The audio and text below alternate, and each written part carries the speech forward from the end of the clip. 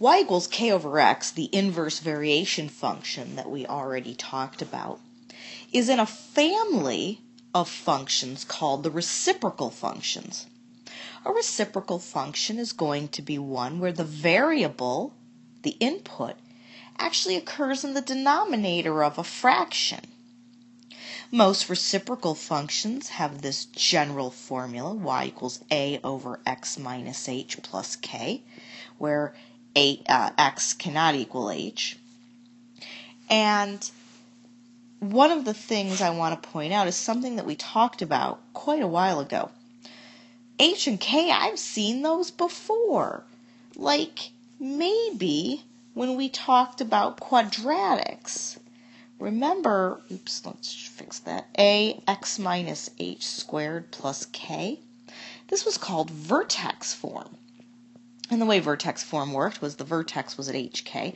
And really what hk was a translation of the original parent function, y equals x squared, where you moved h left or right, and it kind of depended on if it said minus or plus, and k moved the graph up or down. Guess what? In our reciprocal function, same thing. So a little bit of a reminder, when you have a function and you multiply it by a number, that moves it up k. When you subtract a number from it, it moves down k. If, however, you add a number to the input, that's the one where you move it to the left, h. And if you subtract a number from the input, that's the one where you move it to the right, h. A, in this formula, stretches or shrinks the graph. The graph of all reciprocal functions will have this same general shape. The parent function of a reciprocal function is y equals 1 over x. The graph of 1 over x looks something like this. We found out in class that the stretching and shrinking either moved the curve closer to the origin or further away from the origin. The book calls these pieces of the graph branches. That's a new one to me. I've never heard of that before, but that's what the book is calling them. In problem 1, I want to look at the graph of y equals 8 over x. We're going to find the x-intercept, the y-intercept. We're going to find something called the asymptotes, and I'll come back to a definition of asymptote in a few moments. And we're going to find the domain and range. Remember, domain is what values can you plug into a function, and the range are what kind of numbers can come out of the function. I'm going to approach this a little bit different from the book. You can graph this in your calculator. When you do, you're going to get something that looks similar to this. Now, let's talk about x-intercept and y-intercept. Remember that we find the x-intercept by plugging 0 in for y and solving for x, and then that'll tell me where it hits the x-axis. What happens if I plug in 0 for y? Well, what value of x is going to make the output y equal to 0? Because we have this small problem. And the problem is that you cannot plug 0 in for x, because then you'd have 0 in the denominator of a fraction. You can't have that, because that makes the function undefined. Or if you think about this like a proportion, look at what happens when you cross multiply. You get 0 equals 8. What happened to the variable? Well, it turns out there is no x-intercept. That means the graph never touches the x-axis. Spell this correctly. Now let's talk about how you find the y-intercept.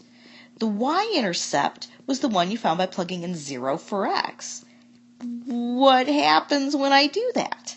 You can't. It's undefined. Well, if it's undefined, that means that the graph never touches the y-axis. So there's no y-intercept. Oh my gosh, I didn't even spell intercept correctly up there. Let's try that again. Intercept. That's a new word. Intercept. There we go. All right, so this graph is never going to touch the x-axis. It's never going to touch the y-axis.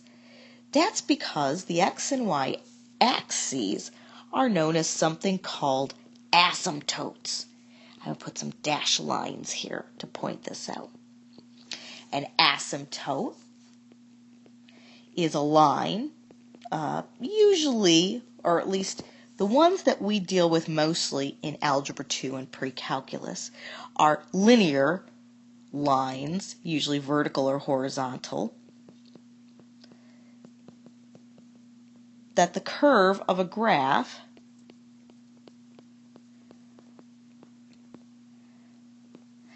gets closer and closer to, but never touches or crosses. Should move that up. All right, repeat. An asymptote is a line, and for our purposes, they're usually vertical or horizontal.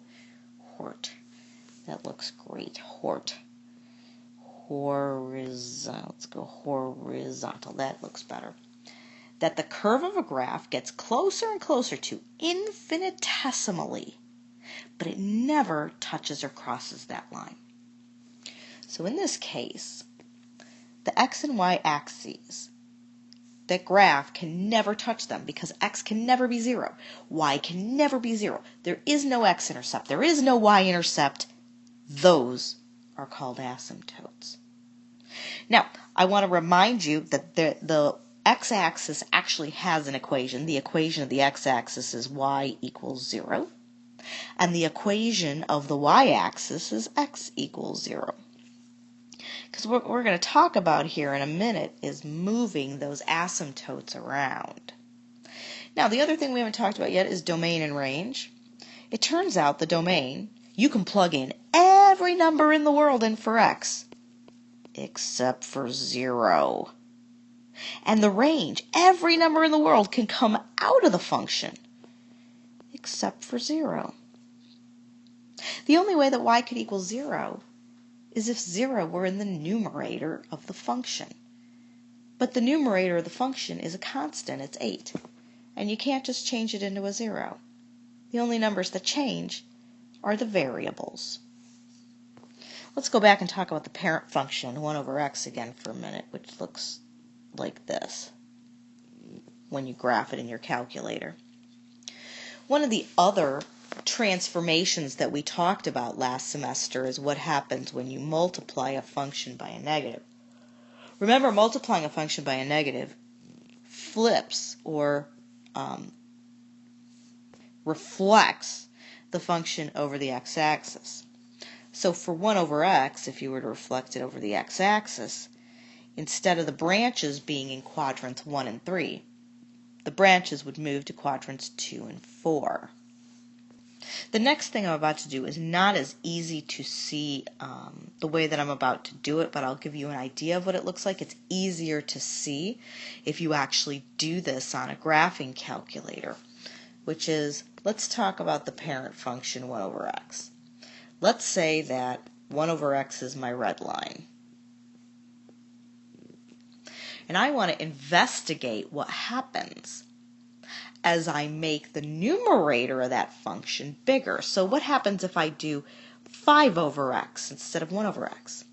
What's going to happen is that it's going to move the graph away from the origin. Or if I make this 20 over x, the graph is going to just keep moving away from the origin. All right, let me get rid of those graphs real fast. So if changing the numerator to a bigger and bigger number moves the branches away from the x-axis, what happens then if I make the numerator smaller? Like what happens if I make it 0.5 over x? Well, it's going to move it closer to the origin.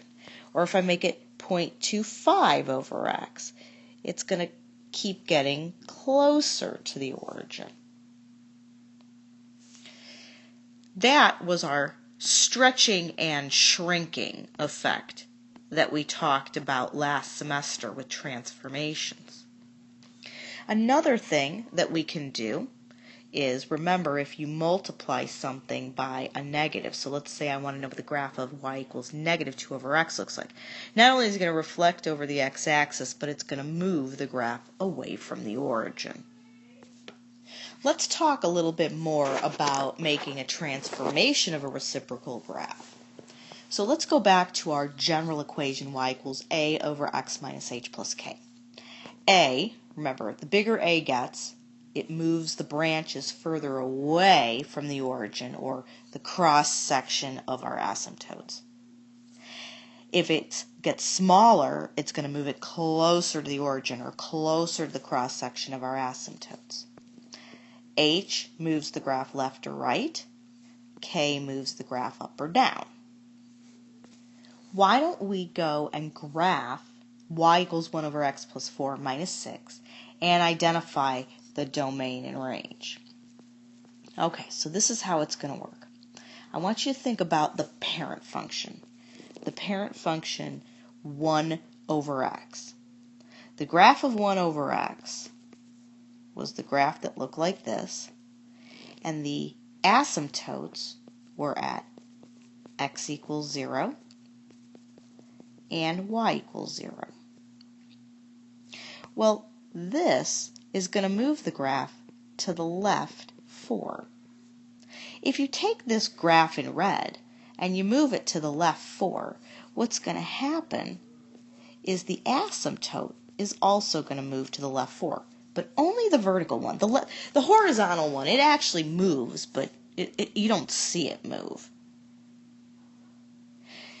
This is going to move the graph down 6. Well, the only asymptote that's going to move, if you move it down 6, is going to be the horizontal asymptote. So 1, 2, 3, 4, 5, 6. So now it's here. Let's extend that. All right, so that's where my new asymptotes are. My new asymptotes, the vertical asymptote is at x equals negative 4. And the new horizontal asymptote is at y equals negative 6. The shape of the graph does not change. It stays the same. It just gets moved. So the new graph is the graph in blue. Remember that one of the things you can do to check and make sure you did this correctly is to put it in your graphing calculator. If you put it in your graphing calculator to check it, you must type it in like this. Notice the parentheses. If you do not put the expression in the denominator of the fraction in parentheses, the graphing calculator will misinterpret your answer. Now let's talk about domain and range. The domain and range of the original function in red was that x could not equal 0 and y could not equal 0. When I move the asymptotes and when I shift the graph, the domain and range change. So now the domain is x cannot equal negative 4, because it will never cross that line x equals negative 4. And the range now becomes y cannot equal negative 6, because the graph will not cross the line y equals negative 6. In this last problem that we're going to talk about, I am going to tell you that the graph in the picture is a translation of the graph of y equals 2 over x. That means we took the graph y equals 2 over x and we moved it. We want to figure out what the new equation is. How are we going to find the new equation? Well, the first thing we're going to do is we're going to look at where the asymptotes are. So if the asymptotes for 2 over x are the x and y axes, this is going to tell us what h and k are. So let's look here. See that line there? If I look at the tick marks and how they've been labeled, it appears that the tick marks are every 2. So that red line must be at about 3. Negative 3, I should say. So if x is equal to negative 3, that means that h in my general equation is also going to be negative 3. Now I'm going to look at the y value here. The horizontal asymptote got moved to y equals, that appears to be 4, which means that in my equation I'm going to make k equal to 4. A is going to be the same value it was in the original equation, which is 2. Well, now I can go write an equation. The equations would be y equals a over x minus h plus k. And these two negatives are just going to become a positive, aren't they? So the equation in the graph must be y equals 2 over x plus 3 plus 4.